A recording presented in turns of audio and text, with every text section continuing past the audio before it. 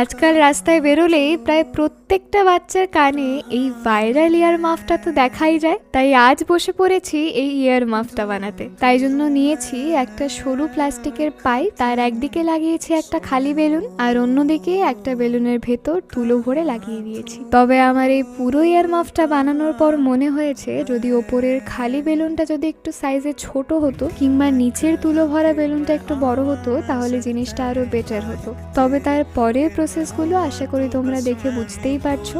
শুধু যেই জিনিসটা আমার ভুল হয়েছে বা আমার ইমপ্রুভ করার দরকার ছিল সেটাই তোমাদের বলছি। এই পুরোটা বানানোর পর আমি তোমাদের একটাই কথা বলবো, যদি তোমরা এই হেডফোনটা বানাতে চাও তাহলে অনেকটা ধৈর্য নিয়ে বানিও, কারণ এটা বানাতে গেলে অনেক ভুল হবে এবং আমারও হয়েছে। কথা বলতে বলতে বেশ অনেকটাই তৈরি হয়ে গেল। তোমরা অবশ্যই কমেন্ট করে জানিও এই ইয়ার মাফটা তোমাদের কেমন লাগলো। তবে সস্তায় শুধু লুকটাই ক্যারি করা যায়, কোয়ালিটিটা কখনোই নয়।